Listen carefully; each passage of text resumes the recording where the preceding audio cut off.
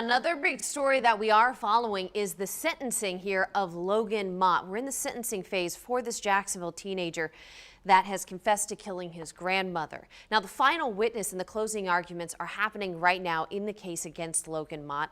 Again, he confessed to killing his grandmother, Christina French, exactly 2 years ago and burying her body in his father's backyard in Neptune Beach.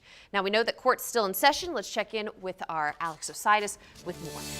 Hey, Katie, good afternoon. Court is still in session right now. The final sentencing hearing in a trial that has stretched over a period of weeks. The last witness for the prosecution, Dr. William Meadows, testifying this morning about his 2 evaluations of Logan Mott in July at the Duval County Jail.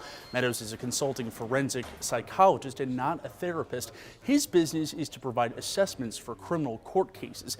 He testified that Mott was lonely and depressed and said he showed a little compassion for other people. Meadows dismissed a key defense claim that Mott's diabetes played a role in the crime, that his blood sugar was out of control. He called Mott, quote, an outlier relative to those other teens he's evaluated because of Mott's social history is less trouble than most violent teenagers. He said that the savagery of the crime was shocking. Think of yourself doing that. You shot your grandmother, she's sitting there dead, bleeding on the floor. Now you take a knife and you're going to stab her repeatedly, including 3 times in the head.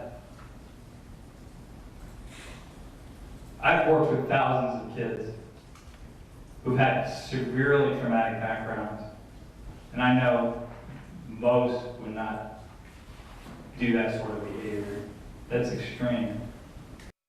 Mott pleaded guilty to murder back in September and faces a sentence of between 15 and 40 years in prison. That sentence could come down next month. And Schindler's in the courtroom, and we'll have an update tonight starting on First Coast News at 5 o'clock. In the newsroom, Alex Ositis, First Coast News on your side.